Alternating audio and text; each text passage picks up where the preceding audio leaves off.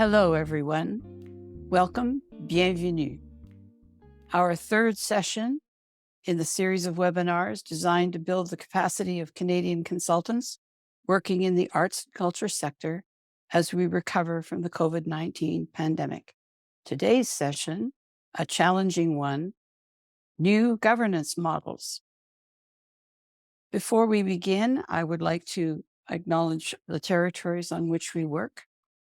ACCA acknowledges that our association and its members work on the traditional territory of First Nation, Inuit, and Métis peoples, from coast to coast to coast, whose presence here reaches back to time immemorial. We acknowledge the historical oppression of their lands and cultures in what we now know as Canada, and fervently believe that the arts contribute to the healing and decolonization journey we all share together. We honor their long history of welcoming many other peoples to this beautiful territory, and we are grateful to have the opportunity to work here.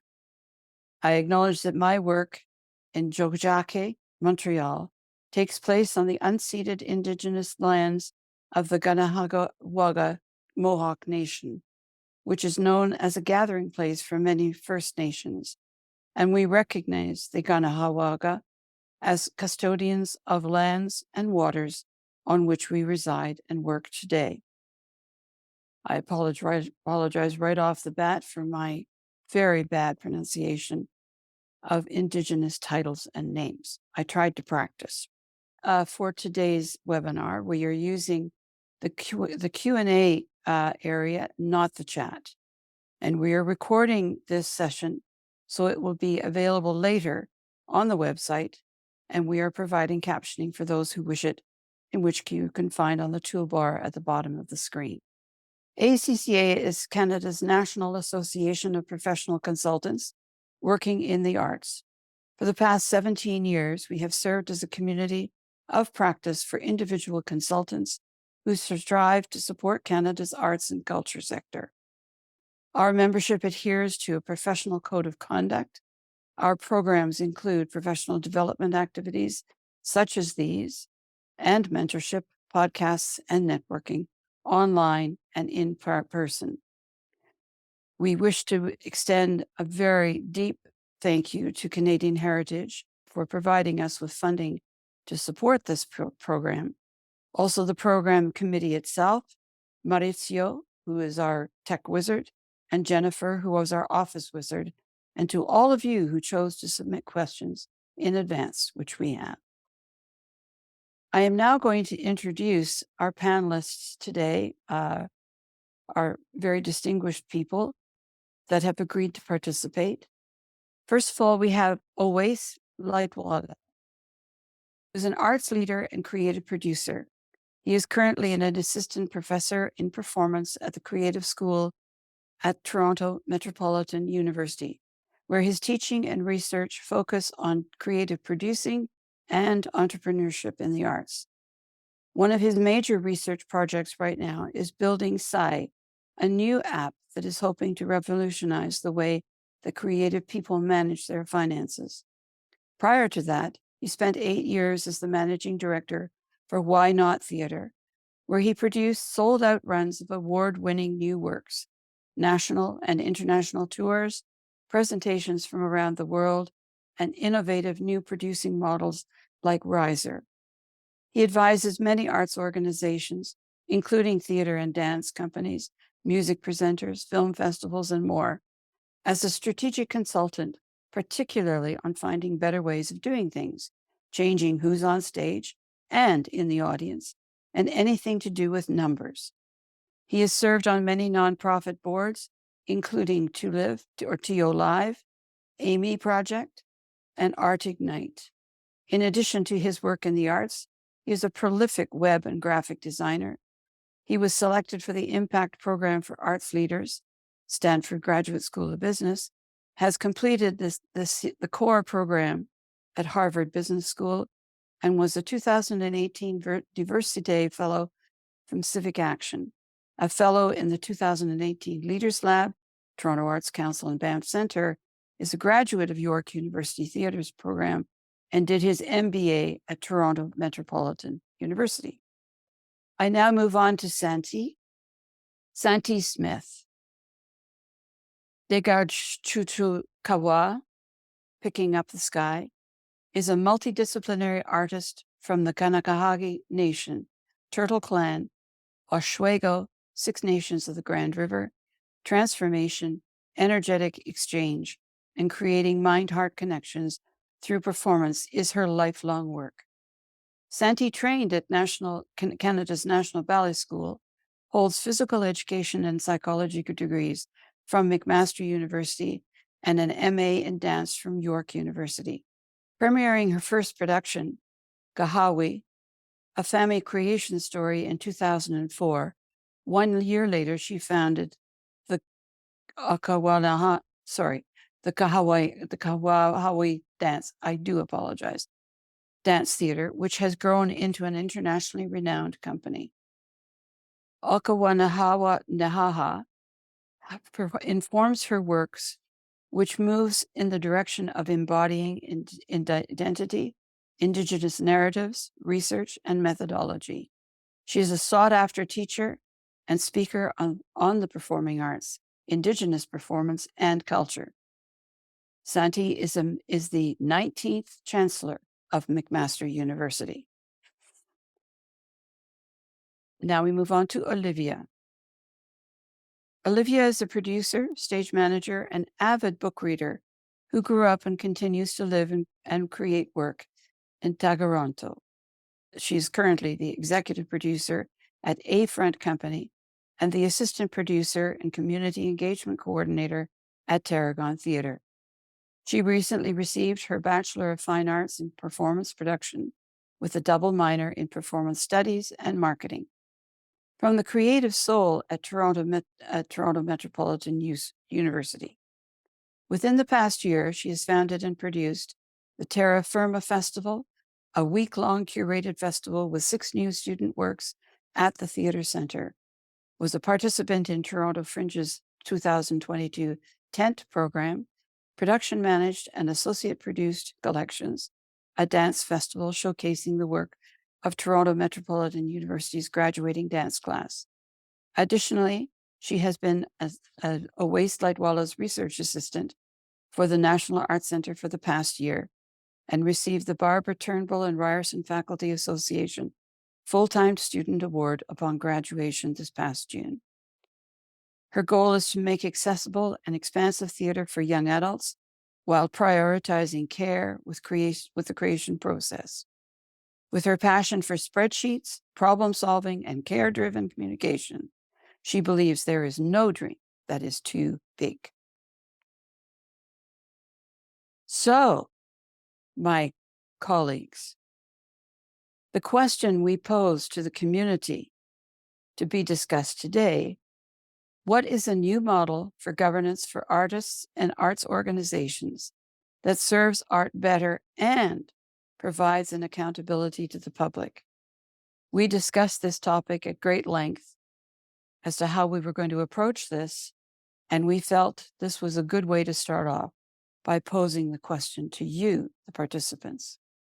But I'm going to allow my panelists an introduction to what their thinking is, what their goals are, and what they hope to bring to this conversation. So I'm going to start off without any further ado with Owais. Thank you so much, Jane, for the introduction. Always painful to have to listen to your own bio, but I made it through, and I was glad to hear about Santee, and I learned stuff about Olivia, who I've been working with closely. So I'm very, very honored to be in this esteemed company, and hoping to do some provoking of some ideas that I haven't fully thought through, but I'm hoping that everyone else here will help me think them through by the end of this session. So with that said, let me get my visual aids in front of you so you can actually see something that is more interesting than my face. So for me, the conversation around governance, and I've had a lot of conversations around governance over the last few years, but definitely ever since I've started calling this industry home, it's kind of very, I feel like it's a very, very pressing and urgent topic all the time. And it seems like it has shifted a little bit recently post pandemic, but I don't think the fundamental underlying pressures have actually shifted that much or as much as it feels like they might have. So in order for me to kind of present a radical new idea that I have of how we might go about doing governance differently, let me take a few steps back, like all the way back to some structural things that I think we need to talk about first. So what's the problem that we're actually talking about when we say we need to talk about governance? I think really what a lot of people are saying most of the time is that there's something wrong with boards. It's a thing that I hear often. I don't know exactly if everybody agrees on what the diagnosis of the illness is, but it's the thing that I keep hearing is there's something wrong with boards and the structure of boards. And I've been spending a lot of time thinking about what exactly it is that's wrong with boards. Why are we so miserable with them? And particularly in the nonprofit art sector. And I think that stuff that has been happening for a long period of time, pre-pandemic, is essentially we've been in a leadership crisis. I think the definition of leadership is something that as a society, we're going through a change moment of trying to redefine it. I think we've basically historically we've had artistic dictators and executive dictators, and we're trying to understand a new idea of leadership of what direction means that is still in flux, and we haven't fully figured it out. Leadership, the notion of it has changed on us, and we are expecting a lot more from them, and we need a lot more for them. So that's one of the pieces of the puzzle that I think has been ongoing for quite a long time now, well before the pandemic. And then there's the pandemic and the reality of the fact that I think the best way to sum up the impact of the pandemic is just everything feels and is harder than it was before. Everyone is struggling, record levels of burnout and anxiety and stress, all of which is caused by the fact that we have the most unpredictable, uncertain future that we've had in a long time. And maybe it was always unpredictable, uncertain, but we like to believe that it was. So that's the kind of landscape from which we're starting to analyze what's wrong with our current models. And before we can go much further into solution, I just want to have some definitions that I'll propose to you based on my understanding and research of these things, so that we're using the same definitions. So we're talking about boards in relation to nonprofits often. So what is a nonprofit? Well, my understanding of them, I'm not a lawyer, and if there's a lawyer, please correct me in the chat. My understanding is that a nonprofit is just a corporation that doesn't distribute profit to shareholders or owners. So their motive is something other than profit. That's the definition of a nonprofit as understood by the government, which is the entity that created this concept. And that's where we're starting from when we talk about nonprofit structure. So some entity that has a purpose that is not profit as its primary driver. And then there's this word charity, which I also want to make sure we all agree on the definition of, which is a specific type of nonprofit organization in Canada, at least, that has a specific approved mandate that has a public benefit, and that allows it certain tax privileges. But that public benefit has to fit within certain predefined categories of either education, poverty, religion, or other social goods that CRA has decided on your behalf are good for the world. So that's what we mean by charity, and that's what we mean by a nonprofit. So then what is a board? When we talk about these boards that we're all miserable with, and basically in the nonprofit and charitable definition, really what it in practice means is a bunch of unpaid volunteers who represent the interests of the public. Because in a charity, you're mandated to serve public benefit. And in a nonprofit, your motive is not profit, but you probably should have some kind of public social outcome that is the motive. In a for-profit corporation, by the way, which is where the nonprofit model comes from, the board of directors represents the shareholders, the people who own shares in that company, which makes a lot of sense. If I invested money into a company, I would want to say in how it's being run to make sure that my interests are represented. And that's the same model we took and we applied it to this other kind of set of things, which I think is not working for us. So with that definition of a board, then why are we struggling? That seems like all that makes a lot of sense. Well, I think we need to look at the definition of governance. What is governance? This word that everybody loves using and nobody ever wants to define. I'm going to suggest that the definition of governance is it has to do with direction and control. And this is again from the literature around the purpose of boards and what their actual fundamental responsibilities are, is the direction and control of the corporation, of the organization, and what is being done with resources. And again, this comes from the mentality of if I'm a shareholder in a for-profit company, I want to make sure my assets, my property is safe. It's all of this kind of, if you go far back enough, is the fundamental assumption of ownership of property is a very fundamental concept, and my property needs to be protected. I need to be able to control the direction of that property. And then if that's what governance is, and that's what it is in a nonprofit and charitable context, why do we need this? Why do we even want so much governance?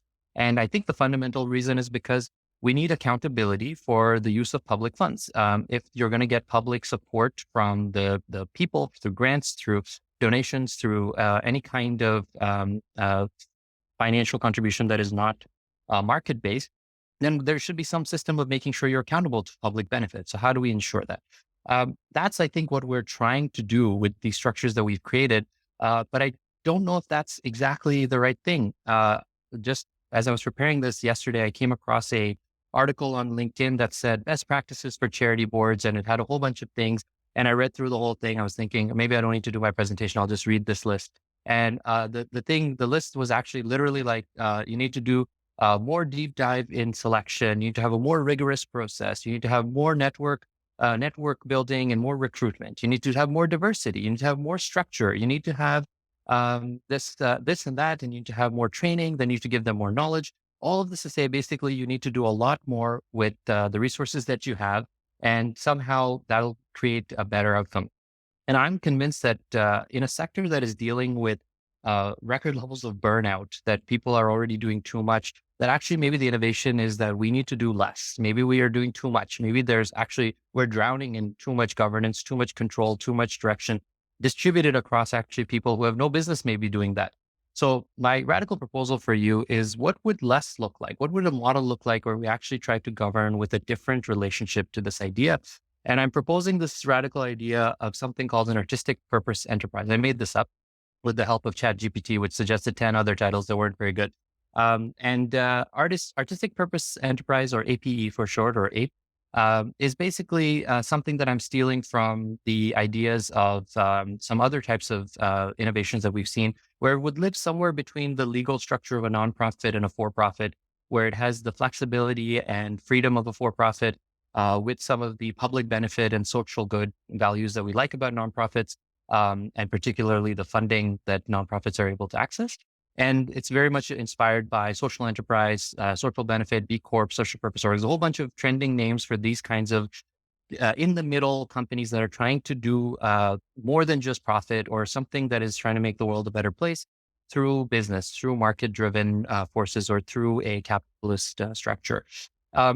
And so the actual legal structure of an APE Corp could be any of the existing business structures. It could be a sole proprietorship. It could be a partnership. It could be a corporation.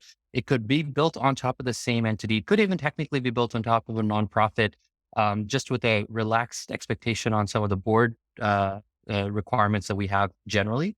And in addition to that, what I would ask for that structure to be worthwhile is to have a publicly available artistic mandate. And that mandate would basically say, how is this business more than just profit? What is actually the commitment to art, an artistic purpose? And this is a key distinction for why I even created a new name, is I think the social benefit orgs, or the B Corps, most of them are about social benefit. And I think there's a real big debate happening right now around like trying to demonstrate the impact and value of the arts, where we keep getting stuck in trying to make sure the arts do something else. They have to have some other value that is not the intrinsic value of why expression is important to us as human beings. And I think the artistic mandate in and of itself could be the explanation for why this is not just profit. It is the expressing of our artistic desires as humans is the purpose. And then with that, you have this mandate and you have this structure. So now who does the governance? Who does the direction and control? Well, the people who own the business. That's the same as you would have with a sole proprietorship or a corporation. Whoever is actually the legal owners of that, or whatever shares distribution of ownership exists, those would be the people who should have direction and control. And then you go, okay, well, if those people are doing the governing, what about the accountability? Because that's what we were worried about in the first place, is you're getting public funds. To that, I say, we're drowning in accountability. Arts councils love their audits. They love their review engagements. They love their financial reporting. So we continue to do that. And there is already precedent. And I find it kind of absurd, frankly, that like when I was running a company, I had to incorporate a nonprofit, get a board, go through an audit process, get all this accounting set up and all this legal shit set up in order to get a $15,000 operating grant from the same arts council that gave me later on a $500,000 grant to do a digital strategy project just as an individual. I didn't even need to have a corporation. So clearly, it's all made up anyways. The rules are made up by the funders based on expectations from the past. So if we want accountability, let's just ask for accountability. Let's just say we need an audit of the project we funded, or we need better financial reporting, or we need some kind of measure to make sure that we're getting value for our public money. We don't need it to be in the form of a board of directors who are not doing a good job of that anyways. And then what happens to the boards? Well, we don't need as many of them. I think the kinds of people that are on boards, some of them could be paid advisors. So you could create advisory councils, especially when we're talking about communities that are marginalized, that don't have financial privilege. Maybe they should be paid to help lead your organization. If you want an advisor, if you want people who are volunteers who have certain kind of experience, get them to volunteer. If you just need a rich person to be friends with you so that they'll donate to your company, then maybe that's not actually what this thing was set out to be anyways, and we shouldn't use it for that purpose. And then there's a very good challenge that someone will ask about what happens about tax receipts and how do you get those? Because if you're not a nonprofit, you can be a charity. If you're not a charity, you can't get foundation money and you can't issue tax receipts. And that is a very valid question. I think actually we overstate how important being a charity is anyways. For a lot of smaller organizations, especially, the majority of your incomes don't come from charitable giving, or they're such small amounts that they could probably be replaced with sponsorships. They could be replaced with donations without tax receipts. And then the other thing that's important to identify is not everybody should adopt this model. I think there probably should be some actual charities that are so heavily invested in fundraising as the mode of raising money and at a certain institutional scale that it makes sense for them to be structured as a legal charity. This would be basically for, I think, the majority of the sector that is under a certain scale where they're getting drowned in administration and governance and bureaucracy, but they're not actually getting much reward for all of that. They're not actually seeing the benefits of these structures. And then the other ideal thing would be that there would be shared charitable platforms, which has been rehashed. That idea has been hashed over and over again, where you would be able to get a sub-grant from a shared charitable platform based on some kind of partnership that does have a legal explanation with CRA. So that's my proposal for how I think this might go. And to the objections of people who say, so-and-so will never go for this, insert person of power, funder, government, CRA, anybody who we think is the obstacle to making this change. I think one of the things that I kept hearing during the pandemic and during all the conversations after is we were going to build back better. It's a new normal. There's nothing is the same, blah, blah, blah. And I think we have to go back to those some people and say, remember when you were saying nothing is the same? We have to do hard pivots, build back new normal. We just have to actually lean into that language of the possibility of transformation again, which we've kind of, I think in 2023, given up on. I think we're regressing actually and going back to nostalgic memories of how things used to be in the hope of maintaining them rather than actually embracing the uncertainty and going in times of uncertainty come new possibilities. That's all. Sorry, I went a little bit over time. Looking forward to getting challenged on all this. Thank you. Thank you so much, Owais. That was wonderful and certainly thought-provoking. I can hear what do you mean? That's not possible. Never mind, we're going to carry on because anything is possible. I'm now going to move on to Santee, please. Thank you. Sorry, I'm just having some connectivity problems. It usually doesn't happen, but it says my internet is unstable because I am on Six Nations in Oswego, which is surrounded by trees, and I'm looking out into my bush back here. So please, I hope I can maintain this conversation. Yahweh Goa, thank you so much for inviting me and to be sharing knowledge and listening to incredibly provocative people like Owais. And thank you for your presentation. I will give a little introduction to myself. Santee Smith, Dagolyakwa, Nyunyats Gaingihaga, Niwakonsode Waginyata Oswege, Nidawageno. So my name is Santee, and my Ongwahoe, my Gaingeha name is Dagolyakwa, which means picking up the sky. And I am here in Oswego, which is also called Six Nations of the Grand River. And recently found the meaning for Oswego is it translates to the little current that you see in the river. which is sort of like it's not a rapid, but you can see the movement of the river. And I thought that's really important to know all of those historical meanings for where we are.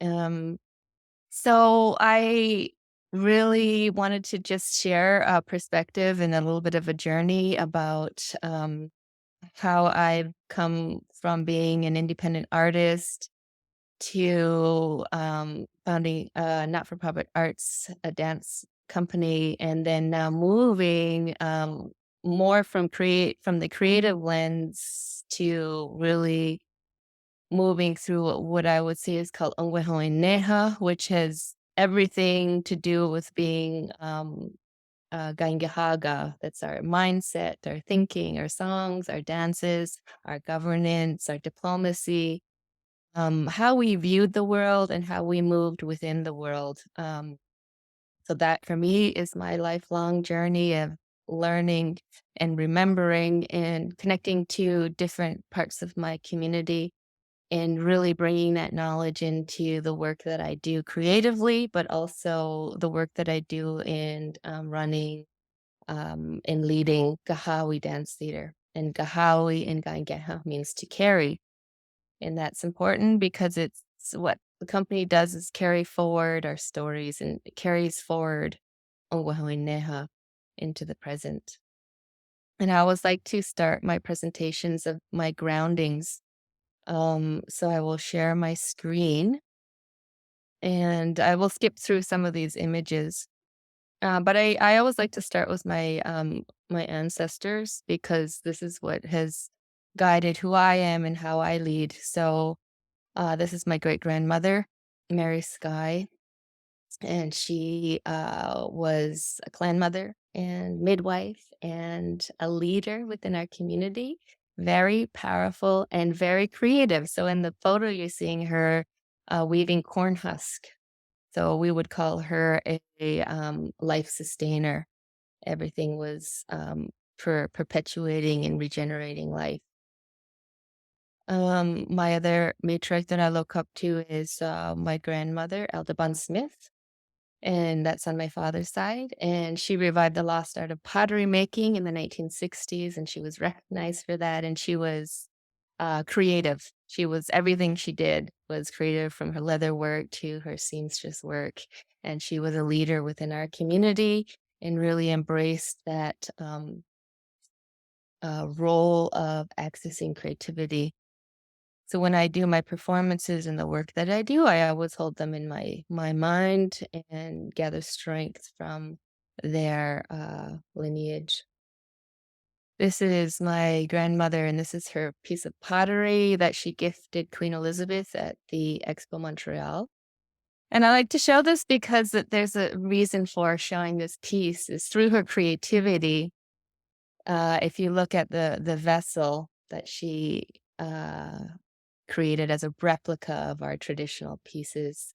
On it, she designed contemporary styled wampum belts.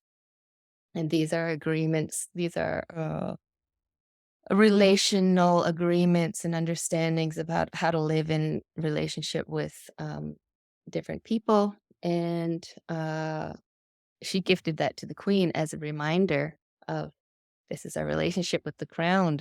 So through her artistry, she was also making, political statements, activist statements. And that is something that my family continues to do, and I continue to do through my work. Here's a piece of pottery that I designed when I was 5 years old. I'd like to throw that in there. What's really important is I was replicating these images. This is based on a friendship belt, wampum belt, and the geometric designs at the top represent geoforms or the landscape. And I'll get to why that's important later in the work that I do in the company. And then here's an example of a piece that I just did last summer, which brings all of that into one. The vessel at the bottom is a permanent collection in front of the Gardner Museum, and the replica piece of pottery at the top, and performance by myself and my daughter. So what I would like to talk about in my work is the reasons why those images and that the symbolism is important.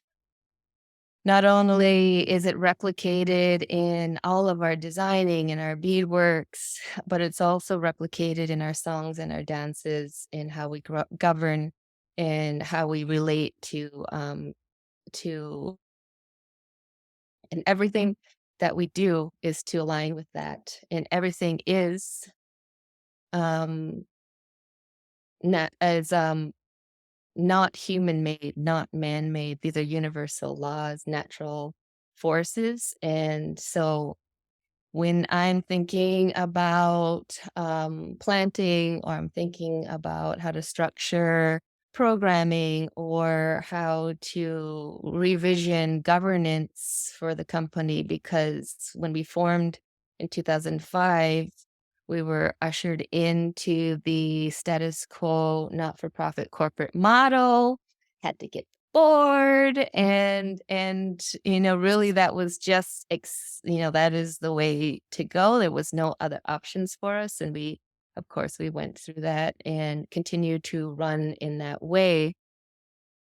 But along the way have been reframing how we would like to work. What are our important measures of success?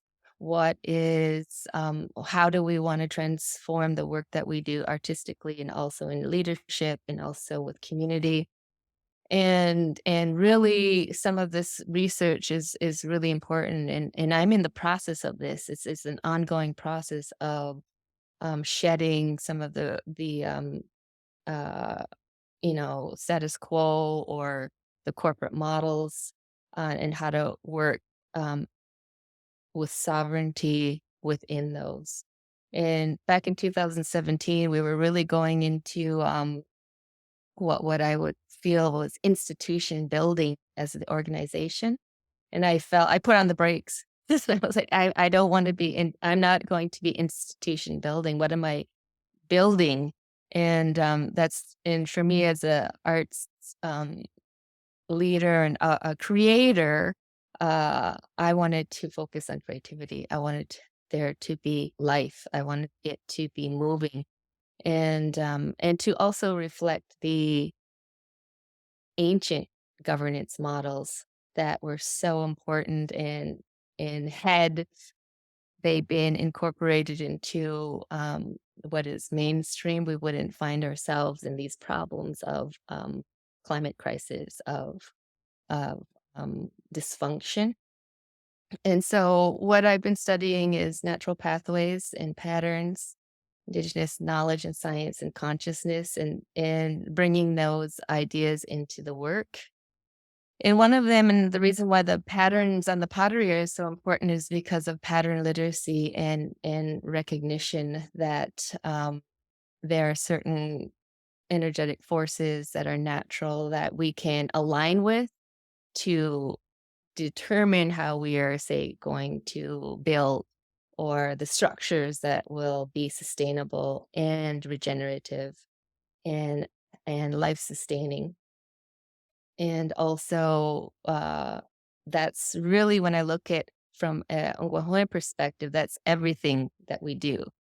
So that's our ceremonial cycle, that's our diplomacy, our governance, how we come into meetings to build consensus, that's non-hierarchical. There is no word for leader. There is no word for governance. There's no concept of those within our ancient understandings of that. Now there is, you could say, people think of chiefs or clan mothers as leaders, but really that is influence from colonial thinking. Are what we would consider as our spokespeople, representatives, and they come with responsibility. And so the responsibility has to do with the ability to respond. the ability to be reactive, regenerative, adaptive, and be ready, and to be the conduit through which all of the people have a voice, and people come into whether it's a meeting or your community with equal standing. So it's very non-hierarchical. It's also collaborative, the understanding that everything is connected and interdependent, and that's really important. When we start looking at Gahawi as an organization, we were, we were like stakeholders, like all these sort of um, um, terminologies, and even thinking about the group of people as othering as opposed to family or kin. And so we try to reframe our way of speaking about that to, so we would say the Gahawi family, or the kinships that we have. And recently we were having visioning sessions. So we have community visioning sessions where people will just come in and to discuss and remember a lot of our understandings. And those would be our stakeholders. Those are just people in the community, they're colleagues, they're artists, they're family coming together. And so that idea that we're all interrelated is important. And especially through the pandemic, when things seem to go off rail, especially for the arts, I have to say Gahawi was not impacted to the degree that I saw others being impacted, because of this adaptability and readiness and shifting and moving was really important for us. Um, so that's a little bit about that. And then we're looking through this more organic, and uh, I studied a lot of permaculture, which is also basically based on indigenous horticultural systems. Um, in remembering and actioning our own ways, I have these questions as well. How do we manage people in our ecosystem? So, and thinking about ecos, it's a system of relationality and interconnection. What we do to ourselves, what we do to the earth, for example, we do to ourselves. So we're all in this relationship together. And how do we plan and structure projects and program events? So um, when we look at programming as a leader, as the leader and moving through in this way, we change our programming to be following an ecological calendar. So that is quite a bit different than, the arts presenting calendar. There are reasons why things happen in certain times of the year, in that we've made that shift to really align with that. Um, and how do we build and sustain long-term relationships?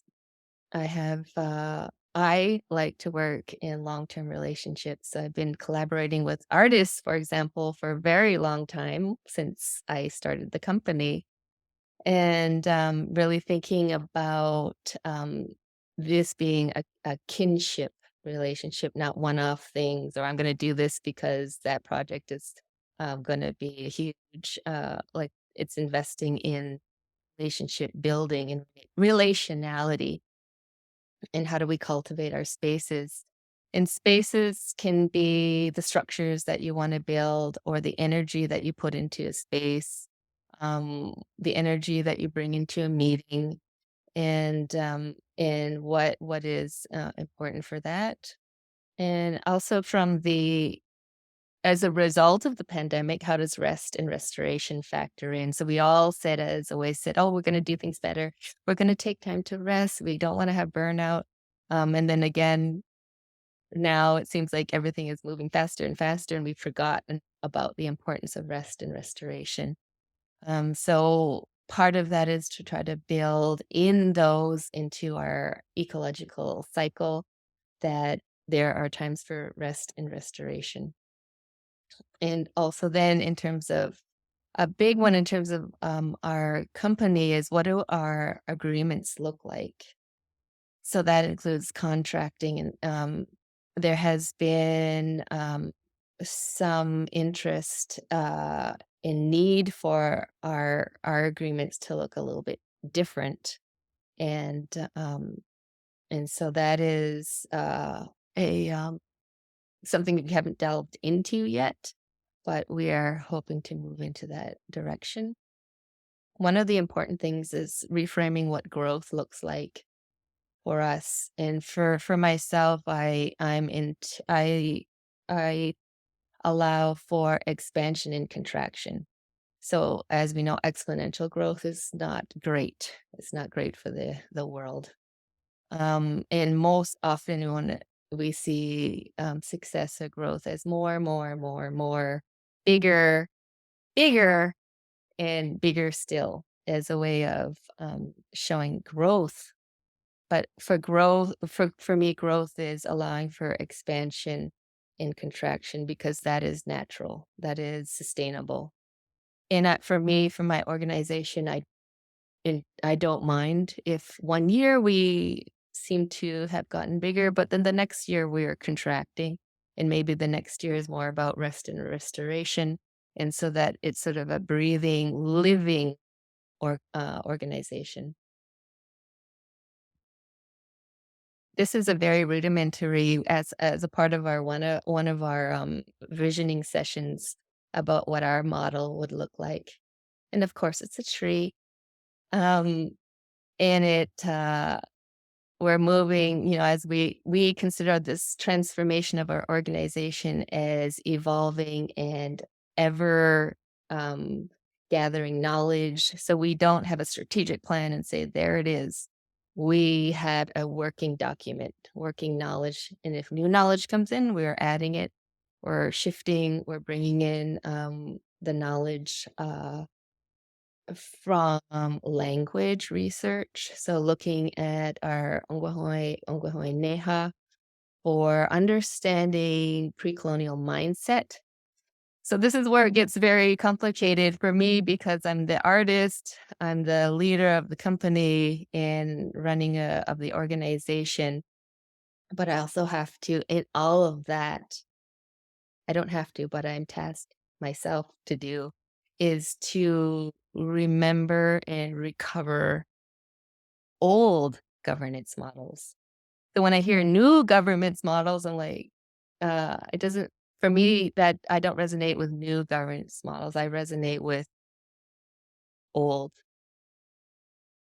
uh, pre-colonial, um, millennial old governance models that are grounded in the land, that are grounded in our existence, in our relationality with everything around us. And I think for Ongwahoe people, uh, we really, our ancestors really understood a lot of that because they were reflecting on um, the ecosystem, the natural cycles, and knowing that when you align with those, things happen smoothly. The regenerative, restorative, they align with creative force. And as an artist, that's exactly what I want to do. And I want to bring that into how the company moves. And so these are things that you can research online. These are some guiding principles that I bring into my choreography. And I also bring into structuring and thinking about governance and the organization, branching. And then I think about some of these symbols that already exist in our Ongwahoe understanding and even through imagery. And one of them is the tree of peace. And it is us who this all of these replications of nature are inside of us. We are moving within them. There's example. Tessellation netting. This is a really great way. And here, look, I said at the bottom when I'm doing my research. So this is the expansion, contraction. These is the turtle shell. tree bark. This is then it's like, well, how do you put that into an organizational thinking? And some implications could be, how do you organize people? So maybe it's pods of people and within the KDT family, and how we design and build our spaces.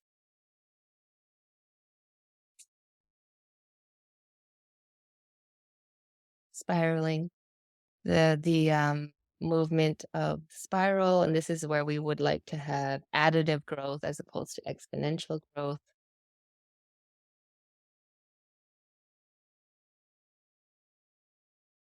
And I actually cultivate, these are my sunflowers. So a part of this, when we talk about land-based work or we talk about really wanting to be ecological, it has to move beyond a intellectual process. It has to actually be embodied. And so to understand that on a cellular level and bring that into the work that you do, your hands have to be in the land. Your feet have to be in the land. And you have to have that grounding. Um, so during the pandemic, I created a 360 sunflower stage and we performed there. So if anybody would like to grow us a stage, we will be there. Um, and this can go on. I'm just going to go through these really quickly. Obviously, the sphere, the circle is our centering. It's we have our center, we have our center of creation, the umbilical, and this is have to do the cyclical ceremonial cycling that happens, and renewal. And it's important to know your beginning spot in all of the layers, like a tree trunk of growth and knowledge and everything that has come into your circle. And then I follow another artist, Roxanne Schwenzel. She has the Flowering Tree Permaculture Institute in New Mexico.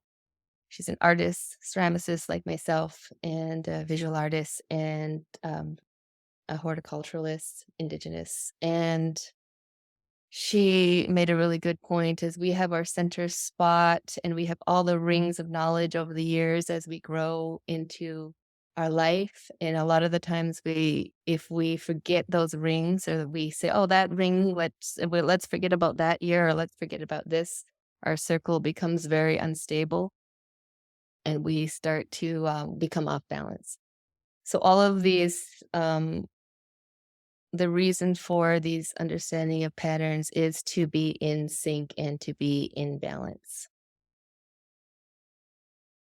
And that's my sunflower stage this past year. This was grown for us by the Flight Festival. So I can go on and on. This is my garden, stacking.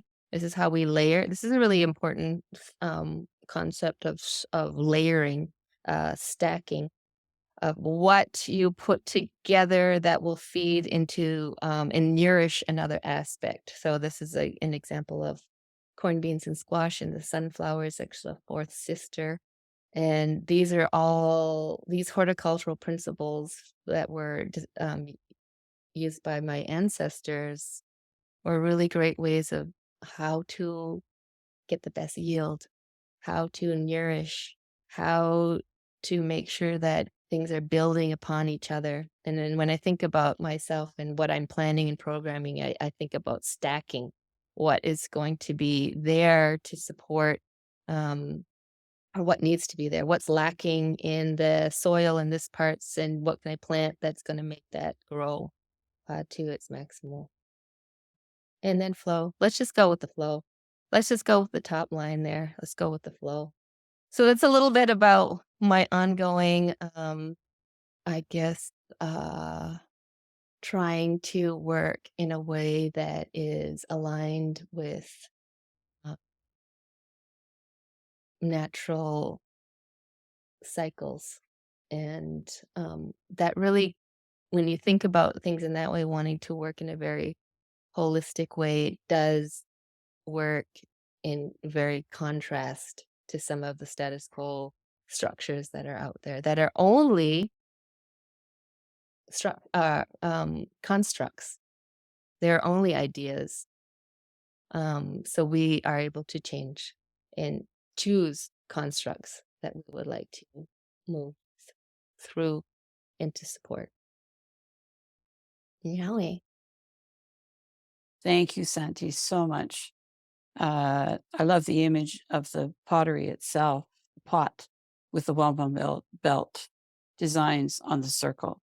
Mhm. And because I'm learning how to work within a circle and how much more profitable it is to everybody, because as you say, there's no leaders. Everybody comes to a consensus, and you move forward.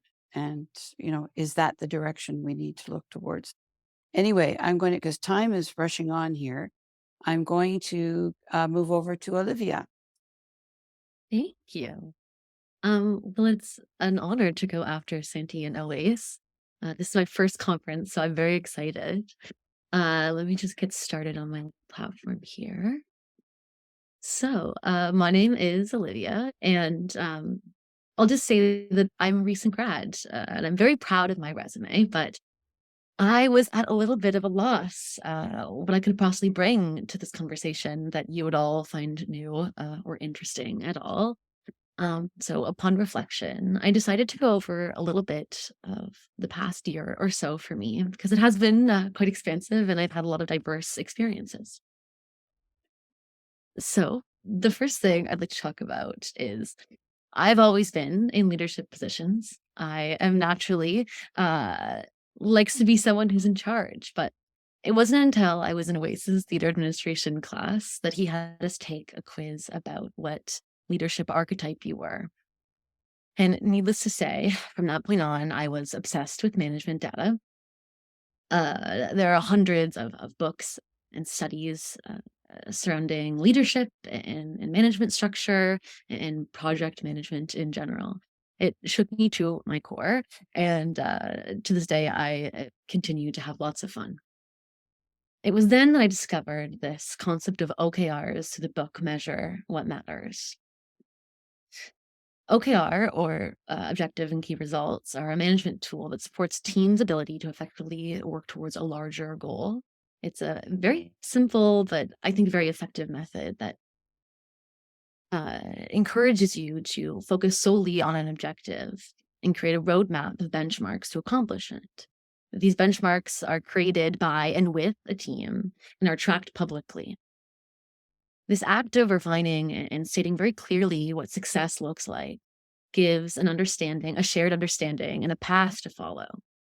Using OKRs within my team structures has really shifted my understanding of management away from micromanaging and this obsession with several arbitrary goals and supports my tactful management of the team towards a single mission.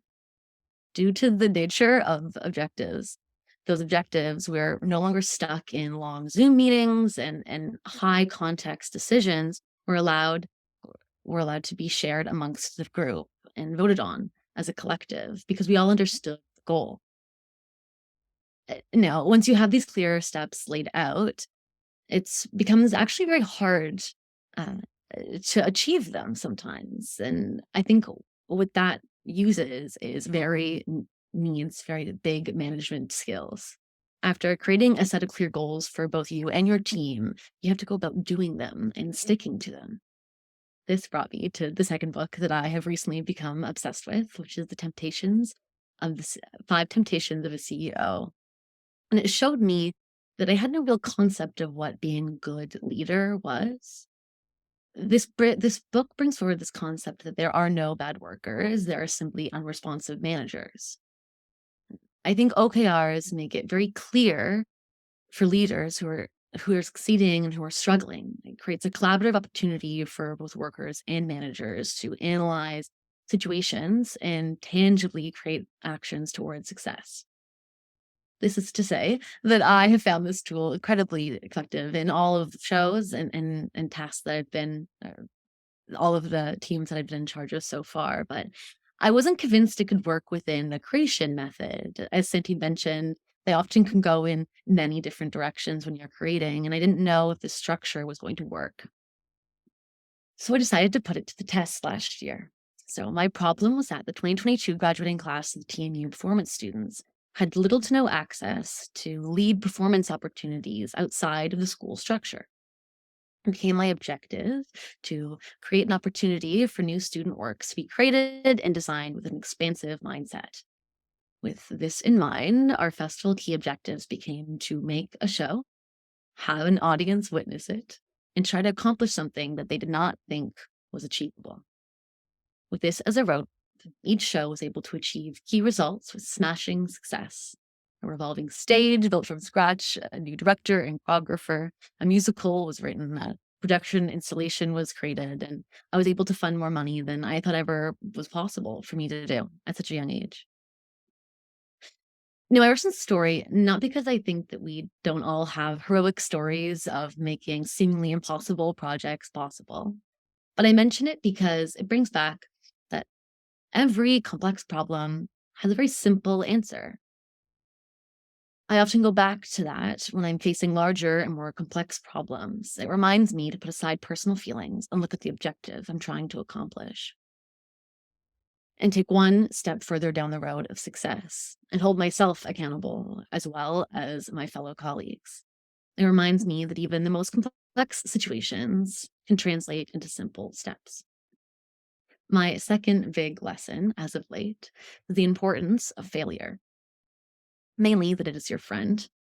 Back when I was 16, I was at an art school and I had 8 weeks of clown training from Adam Lazarus. And every day for 2 hours a day, we would go on stage and Adam would sit in his chair and we would fail to make him laugh. And we either would fail, and succeed and have the best high of our lives, or we would have to be shunned off the stage in shame. And at the time, it was mortifying and the worst experience I've ever had. But eventually, my ability to recover from that feeling became faster, and my ability to pivot towards different choices became an instant. Soon, I was freed from the shame and I got Adam to laugh uncontrollably. But it's that instinct that I rely on heavily during the pandemic and still now. Since the beginning, I think it's been one of the most valuable assets a leader can have. It could be from transitioning from this next stage of the pandemic and even live performance. I was at a producer gathering this past November with Santee and Owais, and this paper that Sarah Garten Stanley wrote about failure came across my view.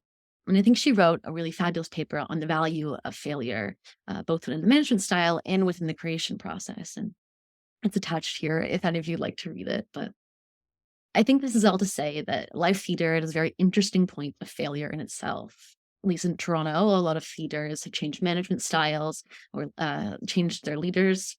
And a lot of people have been taking bold steps both within their governance systems, like caregiving programs and investigating virtual work or partnership opportunities. And from the creation process, like the Fall on the Knees project or the Balancing Act program that's starting at Theatre Direct. These bold commitments toward new paths of creation and team management make me feel quite hopeful that we're on the right direction. I hope that the community were able to push through the unmeaning feelings of fear and shame, that we continue to challenge cultural norms and try new processes of management. My final lesson is very short and it's only one slide, but if you don't know how to get started or what path to take, I suggest asking somebody.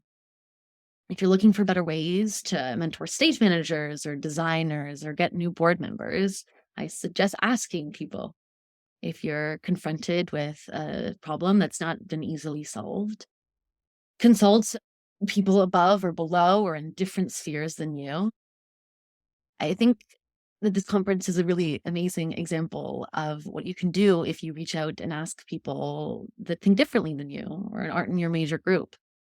Putting a call out on social media, reaching out to schools or community centers, partnering with theater companies or businesses to serve and expand their communities and serve them where they are instead of you where you are. There's a very popular saying that I think summarizes this very effectively within the disabled community. And it's called "Nothing for us without us." I hope that teams start to use this as a guiding phrase for their community engagement projects that create meaningful, tactful change. I'll try to be as short as I can because I know there's lots of questions, but I hope that my presentation was able to spark some interest, or was able to invite you to look at your own practices and challenge them a little bit. Great. Thank you so much, Olivia. What differing points of view, what an amazing panoply of ideas and challenges that are put before us. But the biggest challenge I think we all face is, as wonderful as what you're presenting are, how do we convince the funders, basically, the structure, that it needs to change? How are we going to do this? Where do we start? I mean, as I just mentioned earlier, I personally have started to explore working with boards of directors in more of a circle situation where there is no hierarchy, where there is consensus, where there is looking at what Santee says, the bigger picture. How are we including the environment? How are we working together? I love the idea, as I said, of the clay pot and the wampum belts and the pictures, the images that are put on these pots, because to me that represents the circle of life. And this is where we as consultants, we as people who work in the field, are going to have to start figuring out what it is that we can change and how we can change that and where we go and who we start talking to. But we need to do it together. This is not one person. This is the community needs this. And I think COVID has taught us an awful lot about resilience. I think in spite of I can't say disasters, but there are many disasters that happened during COVID. I think the resilience of the arts community has been demonstrated very clearly that we can survive. We may not be back to where we were before pre-COVID until 2024 or even 25, but we're getting there with a different way of thinking, a different way of working, a different way of solving the problems, of listening to each other, because we have all this technology available to us now that we all need to learn and to embrace, because that's how the conversations across the country in both official languages plus all the other languages that are spoken are going to come to a consensus of where we need to go from here, because there is that accountability. But what is the word accountability? What does that mean? What does accountability mean? So now I'm going to open it up to people who are participating as attendees. If you have any questions, put them in the question and answer. I don't know that we haven't certainly got any, well, this is how we're going to do it. But I think that this is the beginning of many, many conversations. And the more conversations we have with the partners that we need to have these conversations with, the more the thinking is slowly going to start to evolve and change. And those of us who teach have to teach this concept as well. Listen, as Olivia said, listen to each other. Owais has said the same thing, so has Santee. In different contexts, but it's still there. So I turn it back over to you, Owais. Well, while we wait for questions to come in, I want to kind of build on what you were just saying, Jane, in terms of summarizing. And thank you for that, of kind of the commonalities and the ideas that we're all sharing, and the core question comes back to what do we actually mean by accountability, and then I think the question for me connected to that around the idea of consensus, that I'd love, Santee, if you can talk a bit more about, like, what do you mean by consensus in the communities we're with? Because what I'm curious about, and the thing that I think often people get afraid of when they hear about circles and consensus-based decision making is, well, what if we can't agree? What if we don't all share exactly the same vision, and it doesn't really matter how long you spend? Because I'm also very traumatized by endless committees that have ended in stalemates, that there was no clear hierarchy and we couldn't move forward. So what do you mean by that, and how do you deal with disagreement in that set? Great. Yes, it's a question that I have as well of seeing consensus in action.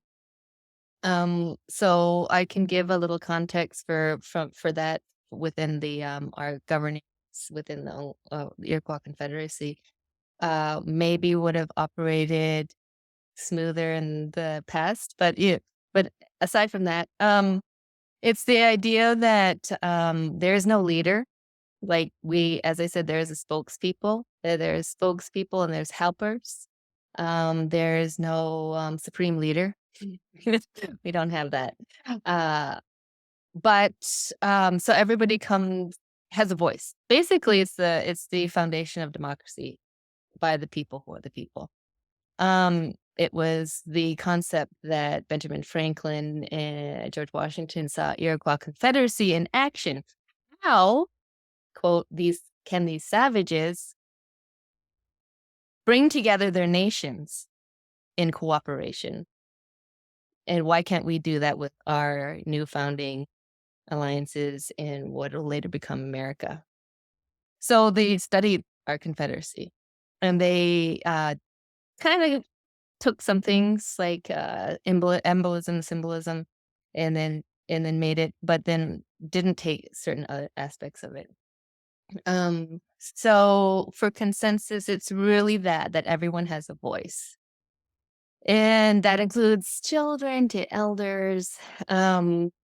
And so, say, for example, there is a problem, or there needs to be some problem solving or a decision to be made. Well, it's a council meeting. And it was, I guess, what would be also considered earlier as the town halls kind of idea. So we would have family councils. So you would be working in your family. So I could say, well, there could be like a Howie family council. We come together and but then so it was very structured, everybody, and there's an element of sovereignty and individuality to that everybody then was um sovereign. They could voice their opinion. And here's the thing, not everybody does agree. So not everybody is going to come. You're not always going to come to consensus, but it's sort of the deliberation. And there was a structure to the deliberation. There was a 3-point structure to that. So you would have, and it was based on a clan system. So you could translate that to like a committee. A group of people would present and talk on the issue of the problem because they had talked to their circle family, and all the family had an opportunity to voice their opinion, and the spokesperson would then present what the family said, and they would throw it across to the other people, which was also based on clans, which would be the Bear Clan.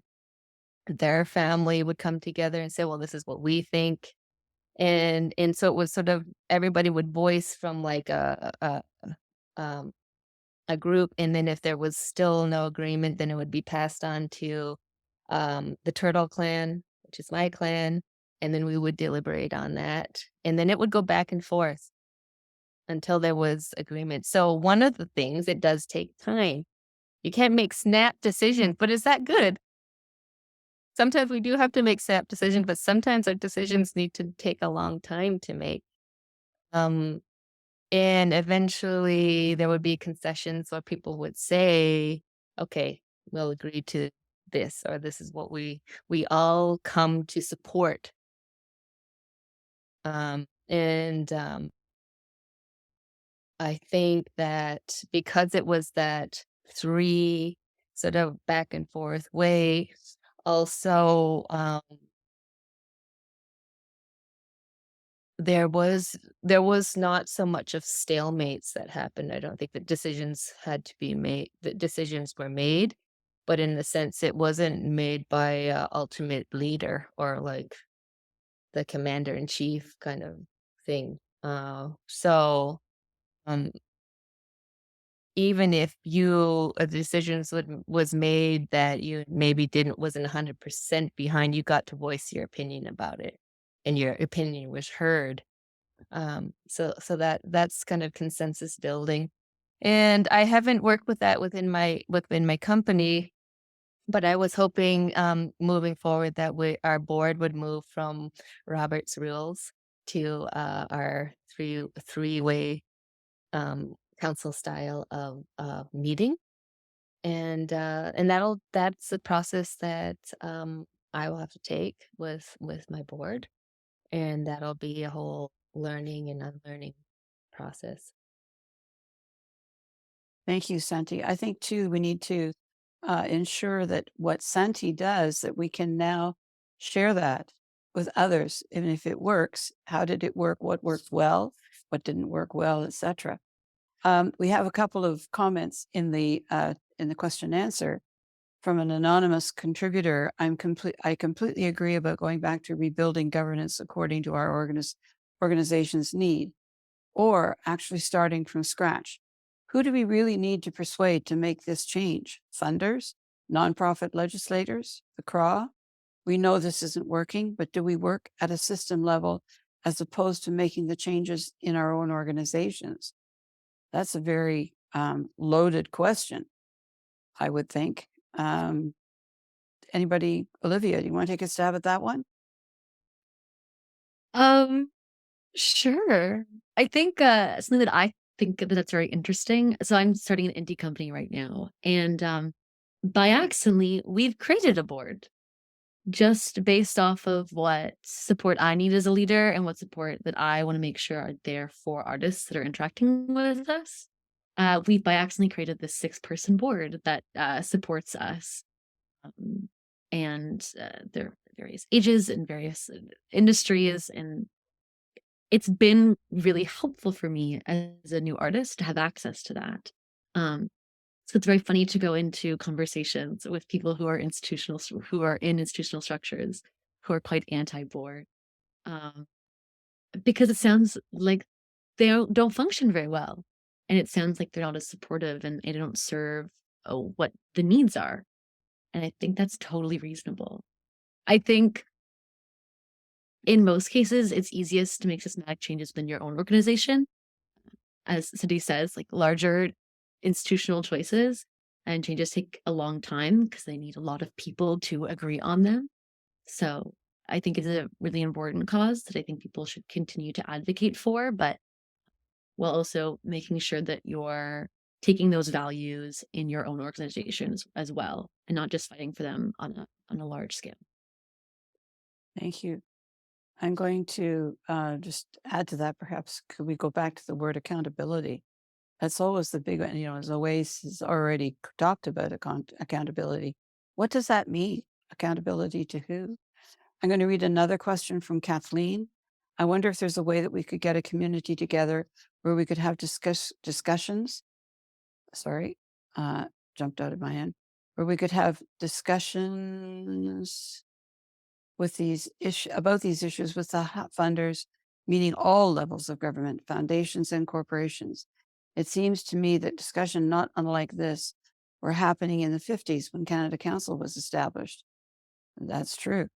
Perhaps it's time for a much larger conversation to influence public policy. Although we may have to be accountable for the receipt of public funds, the funders also must be accountable to us as citizens and as arts and cultural workers.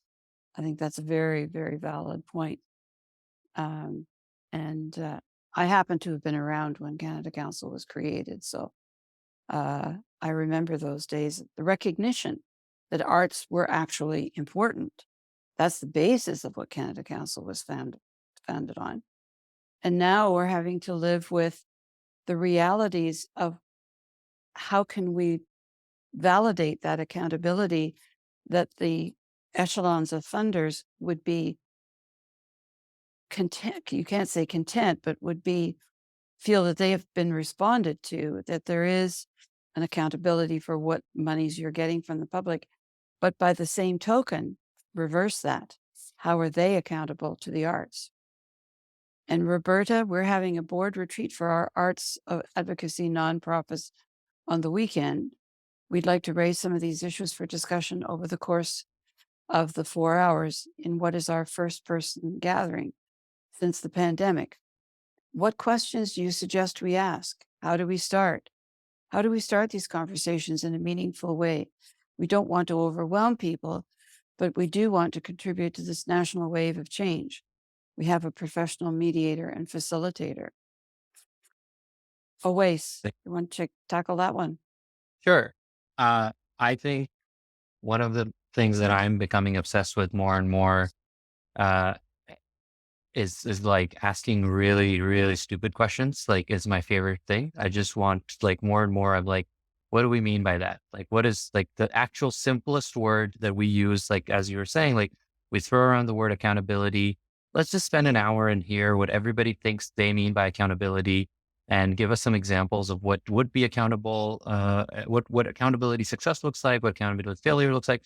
Because I think a lot of our problems stem from kind of like a lot of complexity that actually from fundamental disagreements and misunderstandings of what we mean by shared vocabulary that is very poorly defined. Governance is another one.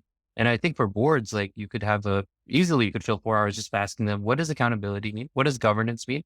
What does a board of director mean? What do you think it means? And then just having conversations where you listen to everybody, collect those perspectives, and then kind of inspired by Santee's ideas that you're sharing around, maybe we don't need to go in with a very strong, clear idea of what the right answer is, but maybe we need to hear this group and go, what does this group want it to be?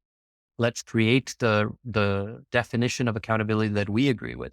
Let's create the definition of governance that we like. Let's create the definition of board that we like. Almost nothing that people consider the jobs of boards is actually mandated by any law anywhere. We have like this attachment to a certain set of cultural attributes, and like most of those things are not actually written down anywhere. Other people do them, so you think you have to do them. Like, and I just recently I'm consulting for a dance company, and they're like, "Oh, we don't have a treasurer." I'm like, "Where does it say that you need to have a treasurer? And what do you think a treasurer does?" Because if you're not actually, I think if you spend more time on those very fundamental things that seem too basic to even ask, I think it'll solve some of the higher order challenges of like, okay, now how do we do complex strategic planning, or how do we take on big systemic challenges outside of our organization when inside we don't even agree on, we don't even, maybe we'd probably, I guarantee nobody agrees on the definition of consensus. Like I've heard people say consensus means majority. I've heard consensus mean unanimous. I've heard consensus has to mean everybody needs to get excited about the idea of the same, like, so just spending more time on those fundamentals would be my suggestion, especially if you have a facilitator, so that they can kind of be the bad guy in terms of like insisting on asking the hard questions and not letting people off the hook. Because if it gets uncomfortable, then you need to sit in that, I would say. And one thing I just wanted to say, Jane, to something you mentioned, some of the comments you mentioned around like funders and like, how do we get the funders to do this and do that? Another thing I think about a lot is like, I don't think we actually want the funders to solve this for us. I think funders are part of this ecosystem and there are partners in this. But if we want to create a better system, we need to lead it, and we need to bring that to them. And I think in defense of my friends who are funders and people who work very hard on that side of the equation, when they have tried to impose top-down interventions, they're not always welcomed. They're often actually rejected by the community or by the sector because they weren't consulted and they didn't get to drive the change and they didn't get to. So I think actually we shouldn't give over our responsibility and our power to the funders, because some of this is, we have just chosen to treat funders with this reverence as if they are gods that rule us. And it's very much the tail wagging the dog, I think. And it doesn't need to be the case. I think that's another fundamental assumption to question is like, why do we have this relationship to funders that we all inherit from kind of watching other people relate to funders as if they are above us in some way, when we're actually equals and partners? They can't exist without the sector, and the sector can't exist without them. I think that shifting that power dynamic is part of what we need to do if we're going to actually innovate. I wanted to Oh. say about that as well. I agree.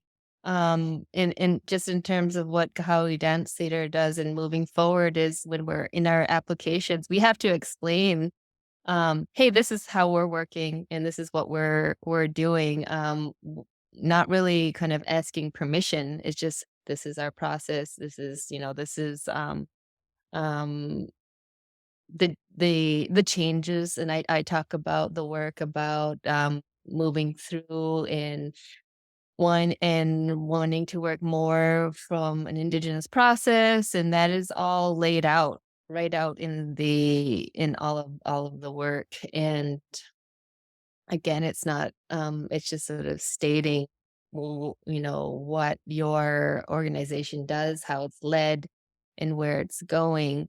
um and I think if you do that and it doesn't align with, there, you can talk about that. This is a different model. This is how we're going to be working moving forward. And then so far for myself, I haven't, there hasn't been any implications. And I am at the moment, if there is, then that's what comes up, and you're just prepared to shift and move, and that's what we do, in terms of being responsive and moving forward with your own integrity and what you're doing as an artist, or a sitting on a committee, or you're a board member, or you're the CEO of your company. Thank you, Santee. I think that's a very good point to make. I think the word is we cannot be afraid to do things that we feel we need to do to make our organizations, our companies, our artistic community more not the word accountable, but more responsive to itself. In that we can cope, we can do this, we know how. I think pre-COVID, you can always look at it sort of the 7 last words of the church. We never did it that way before, and look where the church is now. But go back pre-COVID, we had to do it this way because that's the way the hierarchy was. But getting through COVID and getting on to the next steps of opening those doors, there are other ways to achieve our creative abilities, to demonstrate what we do, and the beauty of what we do, and the essentialness of what we do. And we don't need to be told how to do it because we know ourselves how to do it. So it's getting through more and more that the circle concept, the working together concept, the putting the ducks in order the way we feel are going to bear fruit for the future, and sharing those stories with each other. So we're not in little silos, that if something is successful, let's share it with each other. And the other point that Kathleen makes is how to get together with people across the country to share how we can work together, how we can create a different ecosystem, that's going to support the arts, but not necessarily go through the requirements that we've had to go through in the past, because those aren't necessarily working anymore. So what can we find that does work, that makes it good for everyone? Does that make sense? Have I said, tell me if I'm wrong? No, no shaking of heads, nodding of heads. Okay. That's good to know.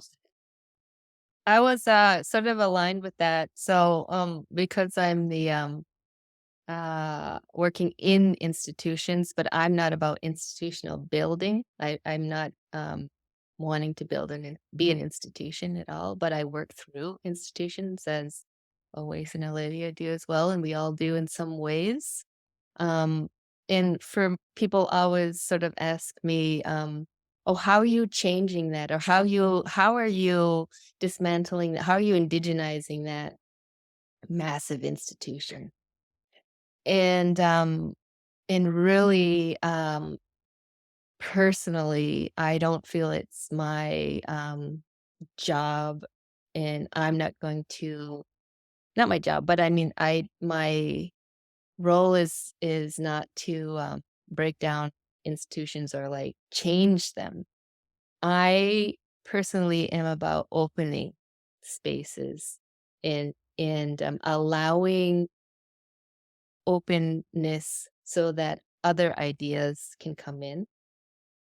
For example, um, if you wanted to change an institution, or you might be spending your whole life running into brick walls, and that's not what I want to spend my precious time on this earth to do. If I can influence an open space and allow others to come into that space with parallel or work in parallel with their own governance, with their own ways, then I think that's great if that can happen. And I think as institutions who are always talking about change, but maybe slow to change, that opening is a little bit easier than sort of this idea of dismantling or breaking down.